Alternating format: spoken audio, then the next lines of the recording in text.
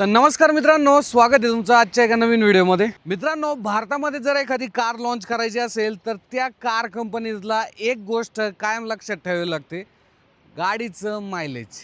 गाडीचं मायलेज चांगलं दिलं तर आपली गाडी भारतीय मार्केटमध्ये चांगली विकली जाणार आणि बहुतेक कंपन्या हेच करतात। बट एक कार ब्रँड असा आहे ज्याने असा विचार केला की भारतीयांसाठी गाडी बनवायची आणि गाडीमध्ये जे इंजिन द्यायचं ना ते सुद्धा बऱ्यापैकी जे परफॉर्मन्स ओरिएंटेड जे लोक आहेत ज्यांना गाडीमध्ये तो फील पाहिजे, तर तशी गाडी वोक्सवॅगनने भारतीय मार्केटमध्ये लॉन्च केली।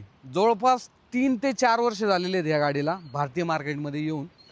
तर आज ह्या गाडीबद्दल मी तुम्हाला ह्या गाडीच्या पॉझिटिव्ह आणि निगेटिव्ह गोष्टी कुठल्या आहेत ना या संदर्भातली मराठीमध्ये माहिती सांगणार आहे। त्यामुळे तुमचं जर बजेट असेल गाडी घेण्याचा आणि वोक्सवॅगन टायगून तुमच्या मनात आहे तर मग ती जी बाईंग प्रोसेस आहे ना ही थोडीशी सोपी होऊन जाईल आजच्या व्हिडिओच्या माध्यमातून। नमस्कार, माझं नाव विशाल विदाटे, तुम्ही पाहताय आपला मराठमोळा YouTube channel Marathi car news. चला आपण माहिती घेऊया वोक्सवॅगन टायगून पॉझिटिव्ह आणि निगेटिव्ह बद्दल। तर मित्रांनो, पहिला पॉझिटिव्ह मुद्दा वोक्सवॅगन टायगून बद्दल ह्या गाडीचं ओव्हरऑल डिझाईन जर पाहिलं ना एकदम मोरओलेस कार एसयूव्ही सारखा जो फील आहे हा तुम्हाला या गाडीमध्ये येणार आहे। म्हणजे आता सध्याच्या ज्या एसयूव्ही आपण ज्याला म्हणतो ना त्याच्यामध्ये जर पाहिलं बंपरमध्ये इथे हेडलॅम्प येऊन जातात, तर तसं वोक्सवॅगनने केलेलं नाही। एकदम प्रॉपर डिझाईन तुम्हाला इथे पाहायला भेटतं। साईड प्रोफाईलवरती जरी आपण आलो तिथे देखील तुम्हाला प्रॉपर ग्लास एरिया असेल किंवा ओव्हरऑल जे फिट अँड फिनिश लेवल आहे ना गाडीचे ते सुद्धा चांगले पाहायला भेटतात। आणि सोबतच रिअर प्रोफाईलसुद्धा थोडासा मॉडर्न वाटतो, कारण की जर पाहिलं कनेक्टेड ज्या टेल लॅम्प आहेत त्या इथे ऑफर करण्यात आलेले आहेत। सो माझ्या मते जे डिझाईन आहे ना ते या गाडीचं पॉझिटिव्ह मुद्दा एक असणार आहे। दुसरा पॉझिटिव्ह वोक्सवॅगन टायगूनबद्दल जर बोलायचं ठरलं तर ह्या गाडीमध्ये 2 इंजिन ऑप्शन दिले जातात। 1.5 लिटरचं पेट्रोल इंजिन टर्बोचार्ज जे की आत्ता आपण पाहतोय, आणि त्यानंतर 1 लिटरचं टर्बोचार्ज पेट्रोल इंजिनसुद्धा ह्या गाडीमध्ये 3 सिलेंडरचं जे आहे देण्यात आलेलं आहे। दोन्ही इंजिनचा जो परफॉर्मन्स आहे ना तो चांगला आहे। म्हणजे तुम्हाला ओव्हरऑल तो जो पिकअप पाहिजे, तो जो फील पाहिजे, जर्मन कार चालवण्याची जी मजा आहे ना ती तुम्हाला ह्या दोन्ही इंजिनकडून जे आहे ते पाहायला भेटते। आणि ओव्हरऑल जे NVH लेवल आहे ना ह्या इंजिनचे हे तुम्हाला चांगले इथे पाहायला भेटतात। त्यामुळे तुम्ही जर DSG गिअरबॉक्स घेतला आणि पटकन तुम्हाला 0 to 100 करायचं आहे ना तर विदिन काही सेकंदमध्ये ही गाडी जर पाहिली तर 0 to 100चं जे स्पीड आहे ते अचीव करते। सो माझ्या मते इंजिन ह्या गाडीचा दुसरा पॉझिटिव्ह मुद्दा असणार आहे। तिसरा पॉझिटिव्ह मुद्दा वोक्सवॅगन टायगूनबद्दल जर आपण विचार केला तर ह्या गाडीची सेफ्टी आणि बिल्ड क्वालिटी। हे पहा, सेफ्टीमध्ये जर पाहिलं या गाडीने 5 स्टार जे रेटिंग आहे ते घेतलेले आहे। बिल्ड क्वालिटीसुद्धा तुम्हाला सॉलिड वाटते बरं का। म्हणजे तुम्ही जर दरवाजांचा जो साऊंड आहे ना ज्या डोअर क्लोज होतात तर तिथे देखील तुम्हाला तो जो साऊंड आहे ना तो अजून देखील आहे। भलेही ही गाड्या जर पाहिल्या तर भारतामध्ये डेव्हलप करण्यात आलेले, खास भारतीयांसाठी या गाड्या बनवण्यात आलेल्या आहेत, बट त्याच्यामध्ये वोक्सवॅगनने जे सेफ्टीमध्ये कुठलेही कॉम्प्रोमाइज केलेलं नाही आहे। 5 स्टार सेफ्टी तुम्हाला वोक्सवॅगन टायगूनमध्ये मिळून जाते। आणि तिसरा पॉझिटिव्ह मुद्दा या गाडीबद्दल बोलायचं ठरलं तर या गाडीचा परफॉर्मन्स। हे पहा, परफॉर्मन्स तुम्हाला ही गाडी एकदम जबरदस्त देते। या गाडीमध्ये 2 इंजिन ऑप्शन जे आहे ते दिले जातात। 1.5 लिटरचं जे 4 सिलेंडर टर्बोचार्ज पेट्रोल इंजिन आहे ते दिलं जातं। 1 लिटरचं जे टर्बोचार्ज पेट्रोल इंजिन 3 सिलेंडर त्याचा देखील ऑप्शन आहे। आणि हे दोन्ही इंजिन आहे ना तुम्हाला ओव्हरऑल तो जो फील आहे ना गाडी चालवण्याचा, पिकअप, त्यानंतर तो जो हाय स्पीडला जे NVH लेवल आहे ते सुद्धा हे जे इंजिन आहे हे चांगल्या पद्धतीनं तुम्हाला तो जो फील आहे तो ऑफर करतं। आता तुम्ही 4 मुद्दे पॉझिटिव्ह पाहिले, 4 मुद्दे निगेटिव्ह आपण वोक्सवॅगन टायगूनबद्दल पाहूया। आता ह्या गाडीची जी साईज आहे ना ती साईजसुद्धा मॅटर करते बरं का, कारण की भारतीयांना आहे ना मोठ्या साईजच्या गाड्या आवडतात। आणि ह्या गाडीकडं तुम्ही जर पाहिलं ना तुम्हाला असं वाटत नाही की ही क्रेटा रायव्हल आहे, असं वाटतं ही 4 मीटरच्या लेंथमध्ये असणारी गाडी आहे। त्यामुळे कुठेतरी साईजमध्ये जर पाहिलं तर ह्या गाडीमध्ये तुम्हाला तो जो थोडासा कमीपणा आहे तो जाणवणार आहे। आणि सोबतच साईजसोबत गाडीमध्ये स्पेस, तर सेकंड रोमध्ये आहे ना इथे तुम्हाला ओव्हरऑल जो स्पेस आहे ना हा कुठेतरी कमी जाणवतो बरं का, कारण की इथे जर पाहिलं तर 2 ॲडल्ट तर बसू शकतात, बट 3 ॲडल्टला जर बसायचं असेल ना तर ॲडजस्टमेंट जे आहे ते करावे लागणार आहे। तुम्हाला थाई सपोर्ट चांगला भेटतो, there is no doubt, but space कमी आहे। इथे तुम्हाला जो आर्मरेस्ट आहे डेडिकेटेड हा मिळून जातो।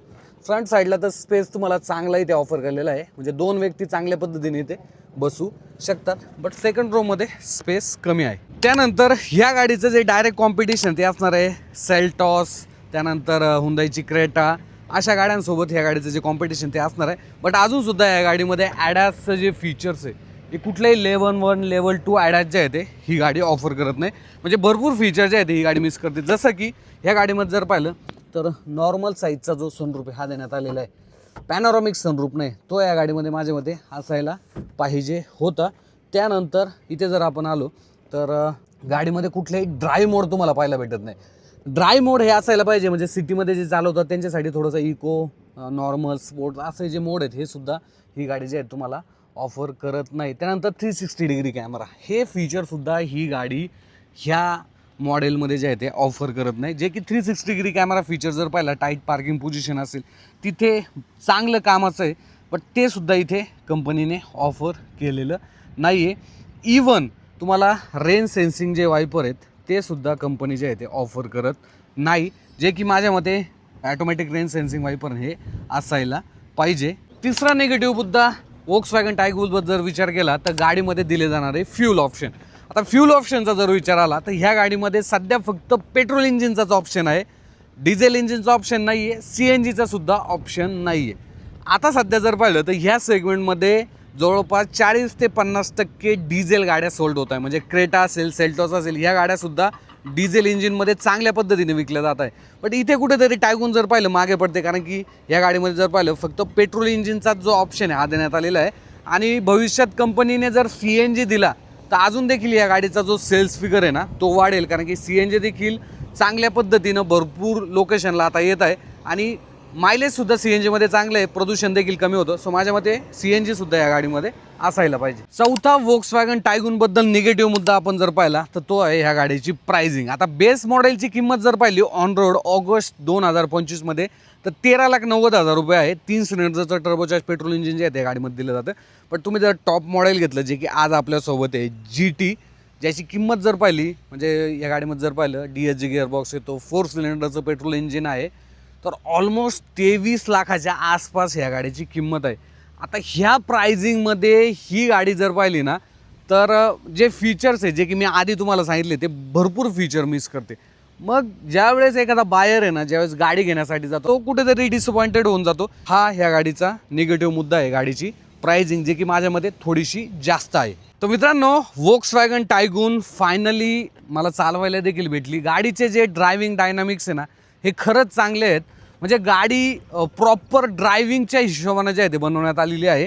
आणि ज्यावेळेस आपण ही गाडी चालवण्यासाठी बसतो ना त्यावेळेस तो जो फील आहे, तो जो ड्रायव्हिंगची मजा आहे ना ती ही गाडी चालवताना नक्कीच येते. बट पॉझिटिव्ह निगेटिव्ह गोष्टी मी तुम्हाला सांगितलेल्या आहे, जे की कंपनीने देखील थोड्याशा नोटीस करायला पाहिजे आणि पुढच्या काही अपडेटमध्ये जर पाहिलं तर ह्या गाडीमध्ये द्यायला पाहिजे. बाकी Volkswagen टायगून मी आज चालवलेली आहे. बाकी तुमचे ह्या गाडीबद्दल काही प्रश्न राहिले असतील तर कमेंट बॉक्समध्ये विचारा. भेटूया पुढच्या अशाच एका नवीन व्हिडिओमध्ये. धन्यवाद.